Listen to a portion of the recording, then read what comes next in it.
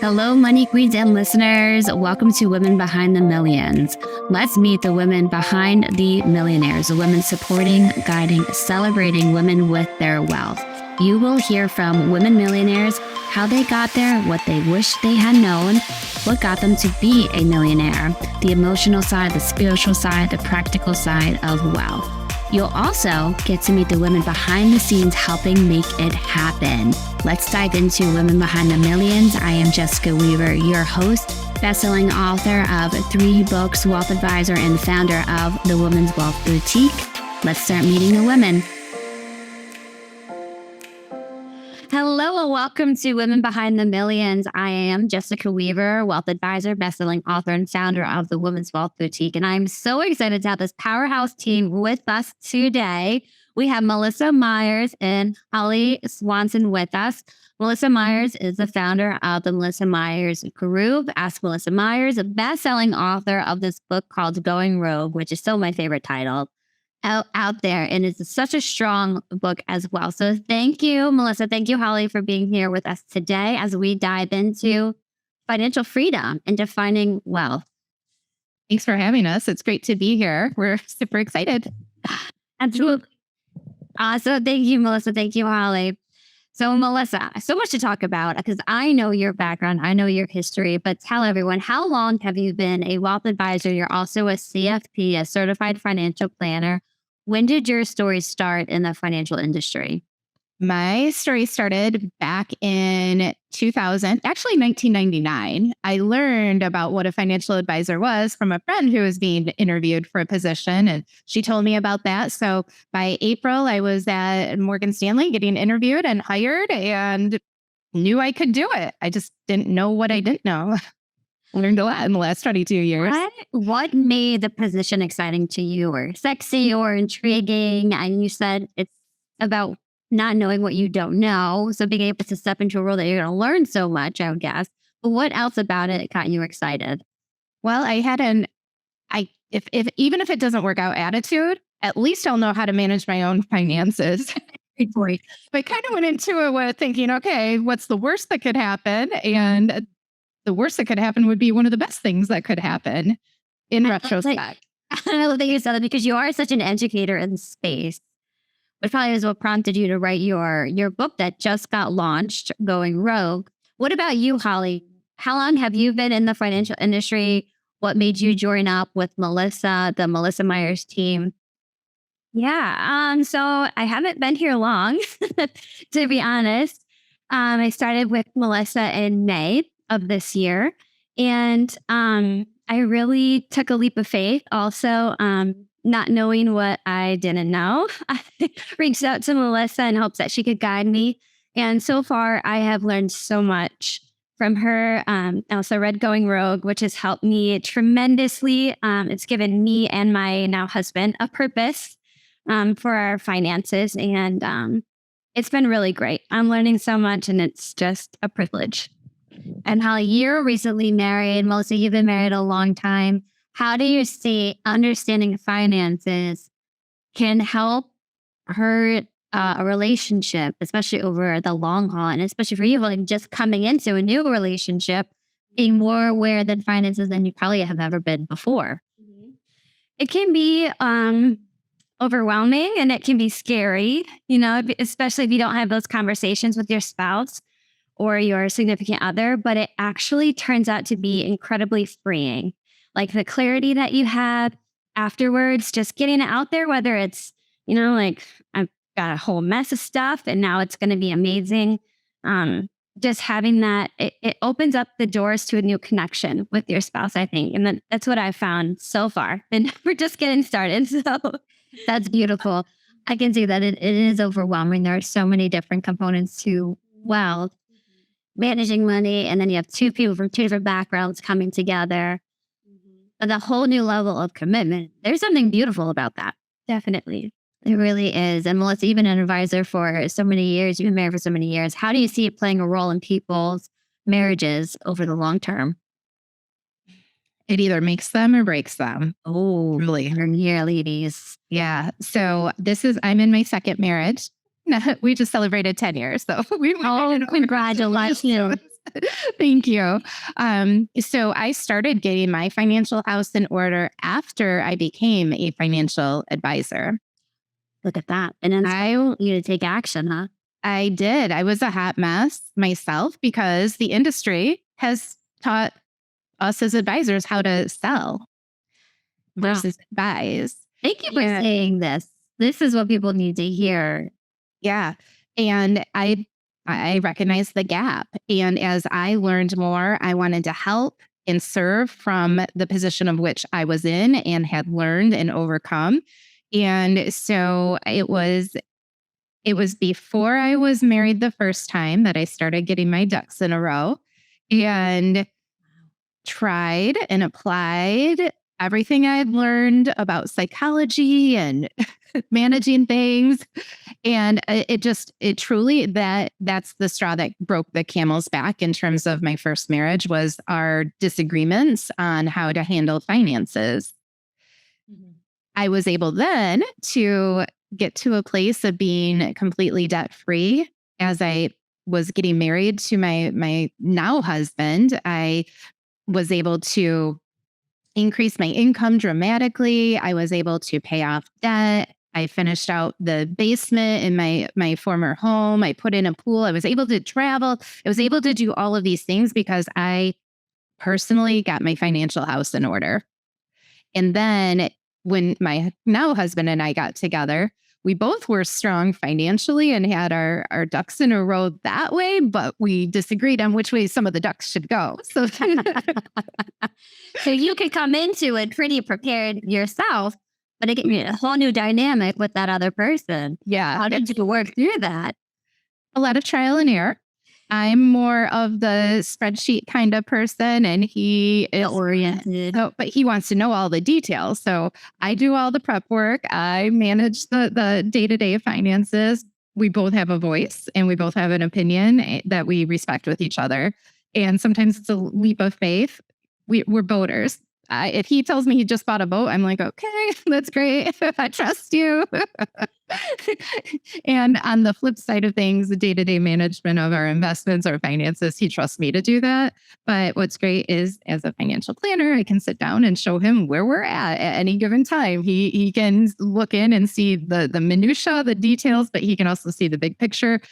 Ask a couple of questions, and within about 5 minutes, he's all set, knows we're good, and he can go on with his day. Check in. You said a bunch of things I want to highlight here. Okay. Checking in with each other is huge. Being able to have the proof of what you're building that you can share, have a conversation instead of what typically happens is you start accusing each other. Yeah. You're not prioritizing this, what you're spending there. The trust you mentioned, having that leap of faith and the respect. Respect is huge. Yes. So that seems to be the secret sauce when and I didn't even know this is the way we were going to go on this episode is with relationships, with money. And you also said psychology behind money. Does that tap into your work dealing with the psychology, kind of the makeup of somebody, the relationship with money? Yes, absolutely. Money is just numbers. It's logic. It's quantifiable. It's left brain. However, if it was just that, nobody would have any problems when it came to money. The people who have money, the people who don't have money, nobody would have problems. But it's this little thing called an emotion. How dare we have emotions around money? Exactly. So when we can figure out what drives a client to have taken the steps they have in the past and what they want differently, when we know what they want different in the future and what's going to make them happy, and like the subtitle of my book is how to align your money with your values so you can live your ideal life and be a blessing to others. Nobody wants to be a burden. Nobody wants to not be helpful. But sometimes we hold ourselves back until we figure out what's keeping us from being able to be in that position. And sometimes it's just the understanding that we're already in that position. We just don't realize it. Oh, sure. So, in interviewing hundreds of women specific for the book and working with thousands of women over the last 22 years, it doesn't matter how much money you have or don't have, there's still going to be a common feeling of guilt or embarrassment or shame inability to talk about money, that it's taboo, that we can't celebrate our successes. And that's one of the things that Holleigh and I want to be able to give women, that feeling of confidence, because money isn't so much the numbers in the bank. It's how you feel about yourself and your life and what you're doing to give back and make an impact. So we're focused on giving women a safe space, one, to share their struggles, but also celebrate their successes. And I can tell that because you've already been vulnerable here with us today. And by you being vulnerable is allowing other women to share their insecurities around money. And you brought up my insecurity around money, the guilt. And we all have these mantras that our parents told us, right? Money doesn't grow on trees. The world doesn't revolve around you. You have to work hard to earn money. And I was thinking of these this morning, what my father always says, and he was always the influence because he's a financial advisor. He's been a financial advisor for 40 years. I'm curious for you, Holleigh and Melissa, who have been your big influencers on money in your makeup, and how have they changed? How has it changed? Holleigh, I'll have you take that first. Well, I guess for being vulnerable, I share with you, Jessica, that feeling of guilt, like money doesn't grow on trees. I made a huge mess of my finances, but honestly, it's and I don't want to might get emotional, but it might be through my connection with Melissa. And she has really, like, I've always looked up to her just in the way that she carries herself, like whether she's like out hanging out with friends on boats with us or in the pool, or whether it's for work. But she always seemed to have everything together. Like she just felt so calm. I just noticed the way that she would carry herself, and there's like this shine about her. And I was like, oh, I kind of want that. I want that. I want that shine on me. And now I understand the sun-kissed and blessed. I want that shine. I want that confidence. And I want to be able to leave a legacy to my kids and to my family without being a burden. And honestly, Melissa's been a huge influence on me and my husband now. But yeah, it's hard to explain in words. But when you achieve feeling emotions as you don't even need to say, like, you feel the open. Just like, it's a great feeling. I want everybody to have that. Yes, this overwhelming feeling of love and gratitude for. Yes. And I can say the same thing being around Melissa. She does have this very calming effect. And I can tell she's listening all the time. She's taking things in and she's giving you the space to talk. So that things happen. What about you, Melissa? Who have been the influences on you with money? Well, I love my parents, but going back to family of origin stuff, I received a lot of mixed messages. Oh, sure. My dad he's still with us, a hard worker. He worked in a factory. He was always picking up overtime. So he would be working 12, 16-hour shifts, coming home. We had a farm. He would be out taking care of the animals, tending to the fields. And he was so busy and worked so hard. And I could see that. And why? I also had that mixed message coming in then when there was something I wanted that cost money, and my mom ran the numbers, and I would be told, we don't have money for that. We can't afford it. That's too expensive. The same one you had. Money doesn't grow on trees. I was made to feel guilty, and I chose that emotion, but I didn't know it at that time. But I was made to feel guilty because why can't you just be happy with what you've got? You've got a lot more than other people. The mix, and that was a lot from mom, and that's okay. I love her, and I understand that she did what she could given the tools she had.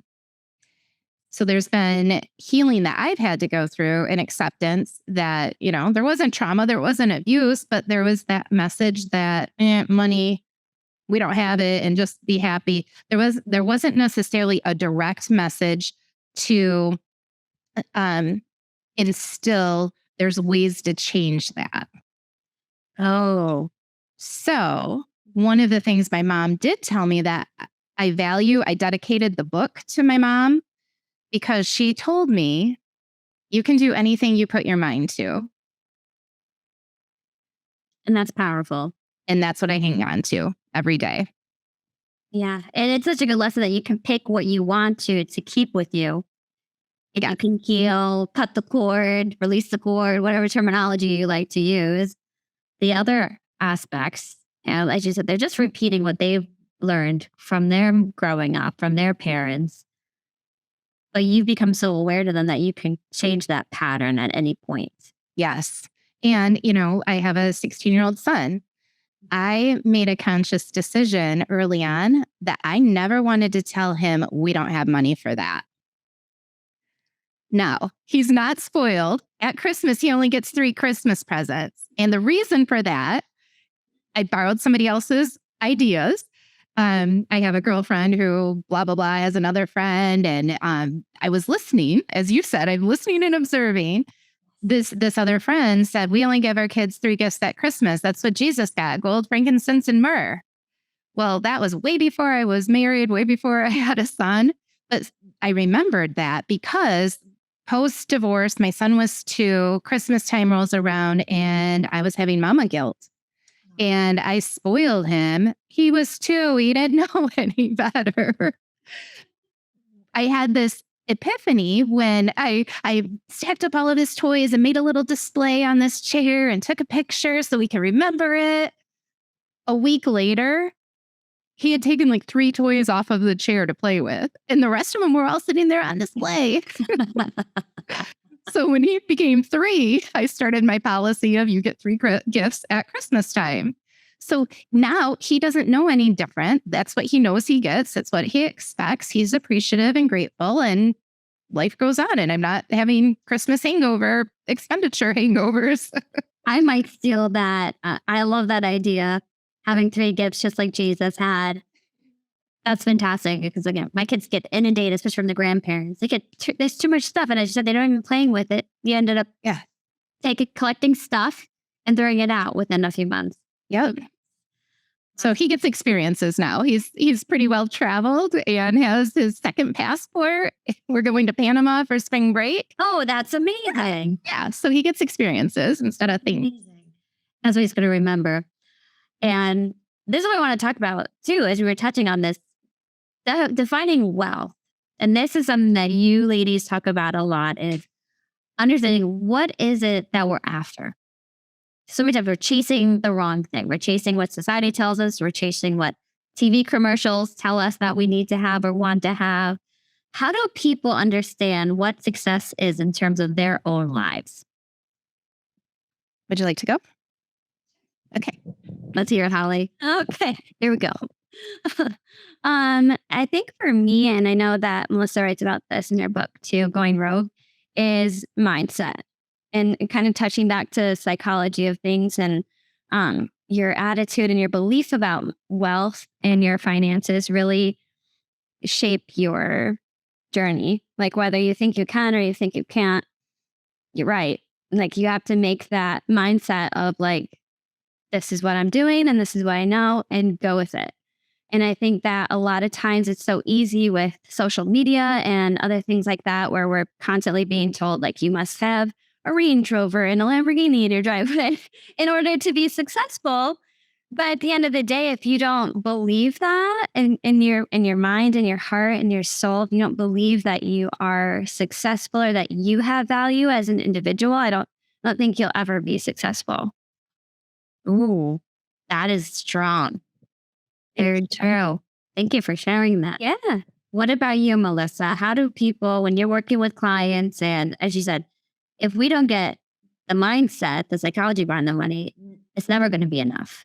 Right. How do you get people to overcome that story that they're telling themselves? It's never enough. And I see with my own clients coming up to retirement, like, it's never enough. There's never enough money. There's never enough. I'm going to overspend. How do we help people overcome that? I think there's 2 components to that. One is identifying how much margin someone has in their life financially. Because if we knew we had plenty of margin, if we had enough wiggle room, if we're sitting in first class seats versus the back of the bus and coach, like, we would feel more comfortable, right? So part of that comes through the whole process of working with a financial planner, understanding what you have done that has still left some gaps in your financial picture, what potential risks might be ahead or roadblocks, and having tools, having plans, having alternate scenarios in place to overcome those and address those. And sometimes it's just as simple as knowing what those pitfalls could be that gives you the comfort level to overcome it and not have that fear. A lot of times the fear comes in because you don't know what you don't know. You don't know. Maybe you're on track and you just think you aren't. Maybe you have plenty of wiggle room, but you don't know that. So I think in order to have clarity, you have to have somebody walking with you as a guide and helping you take care of the things that still need to be addressed, and then also supporting you through the market ups and downs. But it's not all about the market. And that's why in the book, chapter 1, we talk about looking at your life, not looking at your money. Switching it, because we're so money focused. We need to be money focused. Yeah, so our industry tells us. Yeah, first appointment, you got to get your statements and come in and see. And then Holleigh, I ask them not to bring their statements unless they really want to. We're having a conversation. We're finding out if we're a good fit for each other and if we're able to help you with what you actually need. And one of the things, because there's always something, there's always some catalyst that gets a potential client to come in and have that first initial conversation. In the second meeting, and we know we're going to be a good fit, we want to we want to go on the second date, then what I do at the onset of the meeting is ask that person sitting with us to pause for a moment and think about what they value most in life. If money were no object, what is it that's most important to you? And everybody can do that listening right now. You can pause the show and think, what is it that's most important to you? Family, freedom, your health, faith. So good one. Yes. Fun. How many of us are running the rat wheel, hamster wheel? We're going. How many times a day can you say that you are actually having pure fun? Exactly. And not worrying about the to-do list or getting back to work, things like that. Yeah. Point. Yep. So that's where we're different, is we bring in the qualitative aspects of someone's financial picture. Mm-hmm. Because a lot of times it doesn't matter how much money you have if you have poor health. Right? Very true. Yes. Now the money can help support maintaining a healthy lifestyle or addressing ailments and illnesses. But typically it comes down to where you're going after you leave this earth, who you're spending your time with while you're on this earth, and the quality of life that you're having by being able to be mobile, to be healthy, to have a long, healthy life. I read a book a few years back. It was Live Long, Die Short. Oh, why be stuck in disease for years and years and years? Kindle, yes. Yeah. And money is just a tool to help us aid in the prevention of disease. Mm-hmm.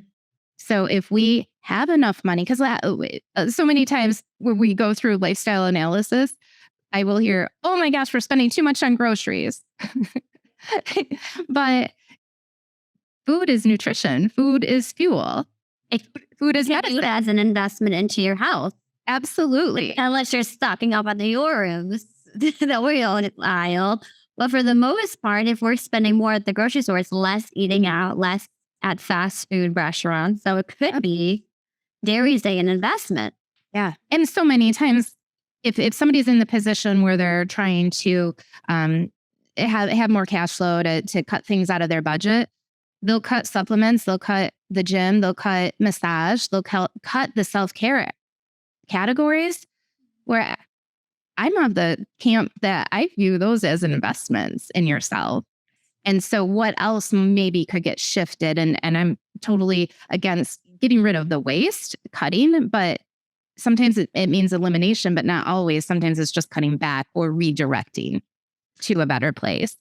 So I think wealth can be measured however you see value in your life. It's not the money in the bank, because money in the bank, it's relative, right? I was just watching a show yesterday about excess and the way it's just totally corrupted our young people, kids rolling around in really expensive cars, doing things they shouldn't be doing, throwing $100 bills out the back of their car, and they're teenagers, right? So it's not about the money necessarily, but I do believe that the more solid of a foundation that you have with your wealth, the more you can bless others.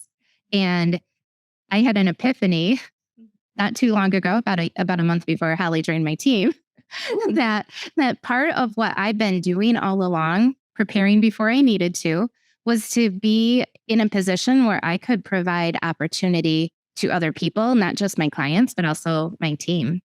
Hence Holleigh being on our team. Yes, that's So I take it on as a bigger responsibility than just my own personal finances or those of our clients. Now it's providing jobs and clarity and a future for other individuals, even the people that subcontract for us. I'm in a position where I don't have to do everything. I shouldn't be doing everything, but I'm blessing others.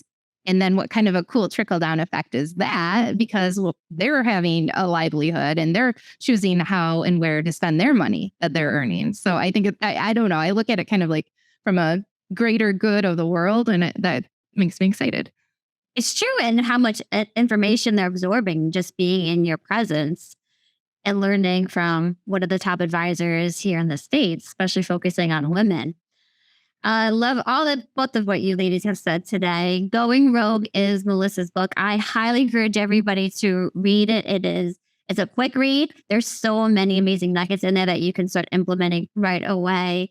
So grateful for Melissa and Holleigh joining the Women's Wealth Boutique, being part of our community, our team. And you're right. Now you're able to give back in so many different ways, whether you're donating your money, your time, you're now hiring people and employing people, which is a huge piece of our society. And it's amazing what you two ladies are doing. Thank you so much for being here. Can you let everybody know where they can find you, follow you, get your book, all the goodies that we talked about today? Yes, we sure can.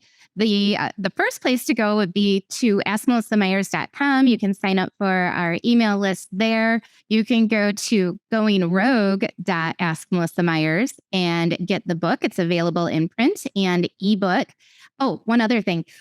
When I set out to write the book, I made a commitment to have all of the proceeds go to nonprofits that benefit women. So I'm not making any money off of this book. I am giving more money out because of the book and because of the purchases and the creativity that other people want to help me participate in.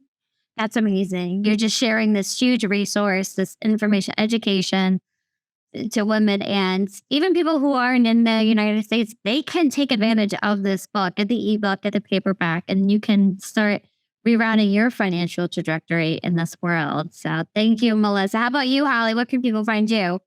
You can find us on social media. We are on Facebook and Instagram. Search Ask Melissa Myers and Melissa Myers. You'll find us there on social media. Awesome. Thank you both for being with us today. Any last words for our listeners? Go Rogue. Go Rogue. Oh my gosh, I'm obsessed with that. Well, yes. I feel all the advisors who've joined us at the Women's Wealth Boutique have gone rogue, or they just knew there was something bigger out there, and unconventional, very innovative approach to money. That's what I think of when I think of Melissa Myers and her team. So thank you, ladies. It's awesome to see you all. Thank you for listening. Thank you for supporting our podcast, The Women Behind the Millions. We'll see you on the next one.